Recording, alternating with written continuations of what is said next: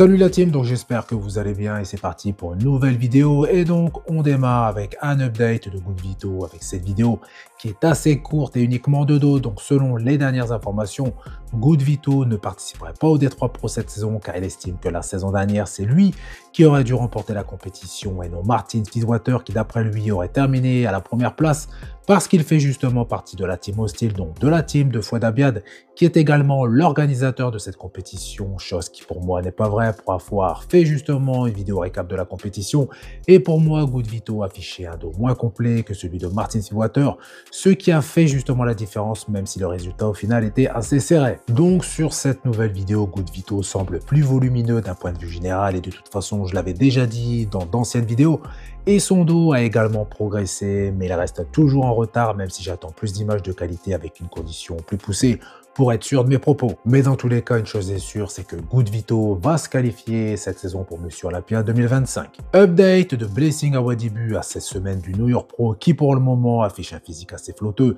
Et la première chose qui m'a sauté aux yeux, ce n'est pas le gain de masse musculaire au niveau de ses quadriceps ou ses adducteurs, même si Blessing a fait du bon travail à ce niveau, c'est plutôt ses bras et plus précisément ses biceps qui sont juste énormes, qui prennent de face littéralement le dessus sur ses triceps, même si ses biceps ont toujours été justement un point fort, mais à ce stade c'est assez impressionnant. Concernant le reste de son physique, Blessing a évolué également, mais son principal objectif était ses quadriceps et à première vue son physique semble plutôt équilibré, même s'il faut attendre que la condition s'améliore, même si je suis sûr que Blessing va afficher des jambes plus complètes cette saison et peu importe les photos choisies, c'est clairement visible, tout comme le reste de son physique, mais attention à la préparation qui, je pense, sera agressive si le but est d'afficher justement un physique déchiqueté pour le New York Pro, ou alors, et je pense que c'est le plus probable, le New York Pro sera encore une compétition où Blessing ne sera pas encore à son top, il sera toujours en préparation pour le show suivant, où là Blessing sera à son top pour essayer de se qualifier en sachant qu'il n'a aucune chance de remporter le New York Pro, à moins d'une énorme surprise, mais vu sa condition, je ne pense pas que Blessing soit en mesure d'être déchiqueté et rempli au New York Pro, sous peine de perdre ses nouveaux tissus qui lui ont manqué justement pour afficher un physique plus complet, et je pense que tout est déjà prévu, surtout avec Stefan Kinsel, son préparateur actuel. Update de James Honeychhead, et on peut dire que le travail qui a été effectué avec Stefan Kinsel commence à porter ses fruits, surtout d'un point de vue condition, même si cette photo est en noir et blanc, ce qui accentue les séparations, on risque de voir un James Honeychhead déchiqueté sur scène. Donc du côté du volume, James est actuellement en préparation, ce qui n'est pas le meilleur moment pour vraiment être rempli à rond, surtout pour James, sur la partie justement supérieure de son physique, bras et épaules.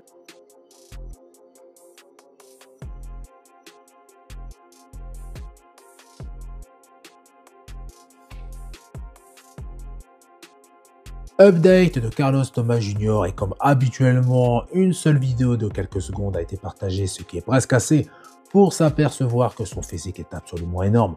Sa condition s'améliore mais il lui reste encore du travail et son physique apparaît également plus rempli.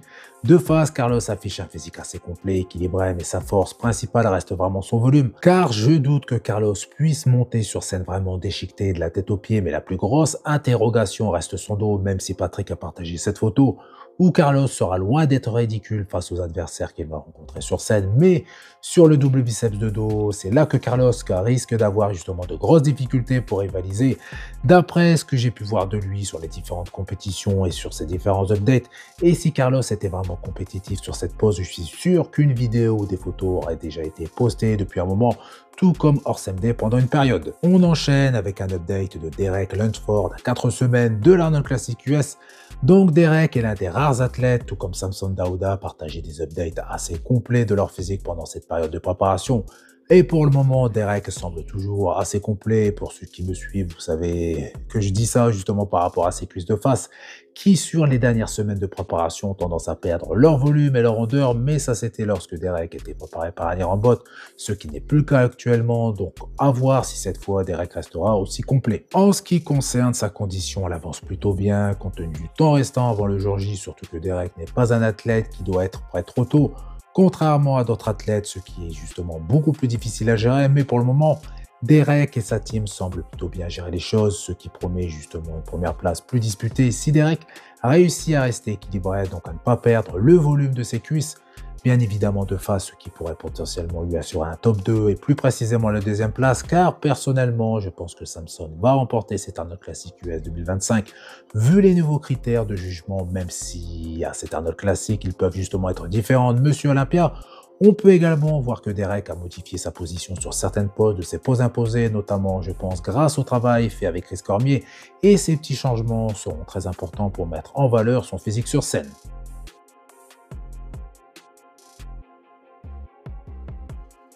On enchaîne avec une première dans le monde du body puisque le ou la culturiste transgenre, donc Kieran Bonlar, a récemment participé à une compétition de classique physique organisée par la National Physique Committee, donc NPC aux États-Unis, donc ancien haltérophile et passionné de body depuis plusieurs années.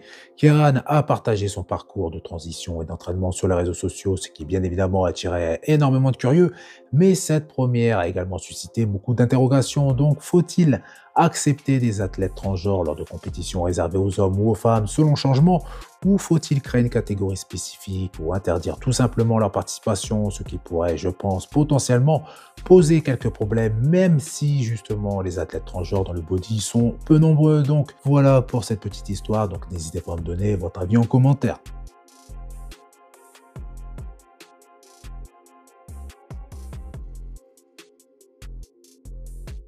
Et on finit avec le film Magazine Dreams, donc avec Jonathan Major dans le rôle d'un culturiste amateur qui est obsédé par la célébrité, qui logiquement sortira en salle le 21 mars 2025 vers Briarcliff Entraînement. Donc ce film, initialement prévu en 2023, avait été annulé par Searchlight Pictures après la condamnation de Major pour agression et harcèlement. Donc ce film avait été présenté à Sundance en 2023 et il avait été salué pour la performance intense de Major et son exploration des thèmes de l'isolement et de la violence. Donc je vous ai passé quelques images s'ils ne sont pas bloqués par YouTube en attendant le film. Donc rares sont les films sur le body, donc à voir ce que ça va donner et on pourra éventuellement en parler si ça vous intéresse. Donc voilà, c'est tout pour cette vidéo. Donc comme d'habitude, je compte sur vous pour faire péter les pouces bleus, ça fait plaisir. Vous pensez également à vous abonner pour ne pas rater mes prochaines vidéos et je vous dis à bientôt. Salut! I'm asking you nicely and in a calm voice. If you're not 100%, you will never be successful. Nobody knows who you are. Nobody. You gotta commit all energy and focus to be the greatest bodybuilder on the entire planet. That's what separates one from being a champion, one from not being a champion.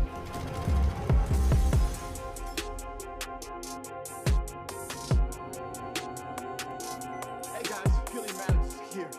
Current eyepiece. No!